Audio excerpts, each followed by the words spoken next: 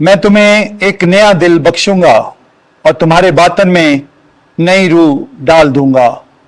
हमारे लिए आज की पहली तिलावत हिजकियाल नबी की किताब, उसका 36वां बाब, उसकी 23वीं से 28वीं आयत मुकद्दसा। एक दिन मैंने खुदावंद का ये कलमा पाया, मैं अपने अजीम नाम की जो कौमों में दागदार किया गया है, हाँ, जिसके दरमियान तुमने उसको दाग लगाया, तकदीस करूंगा। जब उनके सामने तुम्हारे जरिया से मेरी तकदीस होगी तो कौमें जान लेंगी कि मैं ही खुदावंद हूं। माल के खुदावंद का फरमान यूं ही है, क्योंकि मैं तुमको कौमों के दरमियान से निकाल लूंगा और सब मुल्कों में से जमा करूंगा और तुमको तुम्हारे वतन में वापस लाऊंगा। तब मैं तुम पर पाक पानी छिड़कूंगा और तुम अपने हर दाग से पाक साफ हो जाओगे। मैं तुमको तुम्हारे तमाम बुतों से पाक कर दूंगा और मैं तुमको एक नया दिल बख्श दूंगा और तुम्हारे बातन में नई रूह डाल दूंगा और तुम्हारे बदन से पत्थर का दिल निकाल लूंगा और तुमको गोश्त का दिल अता करूंगा और तुम्हारे बातन में अपनी रूह डाल दूंगा। और मैं ऐसा करूंगा कि तुम मेरे कवानीन पर चलोगे और मेरी कज़ाओं को हिफ्ज करके उन पर अमल करोगे और तुम उस मुल्क में बसोगे जो मैंने तुम्हारे बाप दादा को अता किया था, और तुम मेरी उम्मत होगे और मैं तुम्हारा खुदा हूंगा। पाक कलाम के पढ़े और सुने जाने पर खुदा की कसरत से बरकत हो। ज़बूर 51 जमायती जवाब। ए खुदा मुझ में एक पाक दिल पैदा कर। ए खुदा मुझ में एक पाक दिल पैदा कर और नए सिरे से एक मुस्तकिम रूह मेरे बातिन में डाल। अपने चेहरे के सामने से मुझको खारिज ना कर और अपनी पाक रूह मुझसे अलग ना कर। जमायती जवाब। ए खुदा मुझ में एक पाक दिल पैदा कर। अपनी निजात की शादमानी मुझे फिर अनायत कर और इस्तादे रूह से मुझे मजबूत कर। मैं ख़ताकारों को तेरी राहें सिखाऊंगा और गुनाहगार तेरी तरफ रुजू लाएंगे। जमायती जवाब। ए खुदा मुझ में एक पाक दिल पैदा कर। तू तो ज़बिया पसंद नहीं करता और अगर मैं सौख्तनी कुर्बानी भी दूँ तो तू खुश नहीं होता। ए खुदा शिकस्ता रूह मेरी कुर्बानी होगी। ए खुदा तू शिकस्ता और खाक नशीन दिल को हकीर ना जानेगा। जमायती जवाब। ए खुदा मुझ में एक पाक दिल पैदा कर। खुदावंद आपके साथ हो। इंजील मुकद्दस मत्ती के मुताबिक ए खुदावंद तेरी तमजीद हो।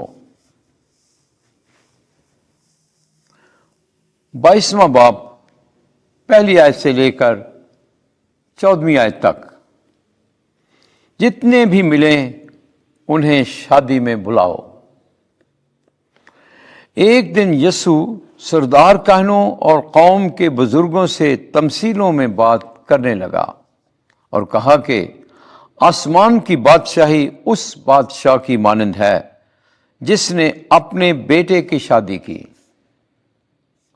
और अपने गुलामों को भेजा कि बुलाए हुओं को शादी में बुलाएं, लेकिन उन्होंने आना ना चाहा। फिर उसने और गुलामों को ये कहकर भेजा कि बुलाए हुओं से कहो कि देखो मैंने ज़ियाफत तैयार कर ली है, मेरे मोटे मोटे बैल और जानवर ज़बह हो चुके हैं और सब कुछ तैयार है, शादी में आओ। मगर वो कुछ खातर में ना लाए और चल दिए, कोई अपने खेत को, कोई अपनी सौदागरी को, और बाकियों ने उसके गुलामों को पकड़कर उनसे बुरा सलूक किया और मार डाला। इस पर बादशाह गजबनाक हुआ और अपनी फौजें भेजकर उन खूनियों को हलाक किया और उनका शहर फूंक दिया। तब उसने अपने गुलामों से कहा, शादी की तैयारी तो हो गई है, पर वो जो बुलाए गए थे लायक न थे। बस तुम चौकों पर जाओ और जितने तुम्हें मिले शादी में बुलाओ। और उन गुलामों ने सड़कों पर जाकर क्या बुरे क्या भले سب کو جمع کیا اور ایوان شادی مہمانوں سے بھر گیا۔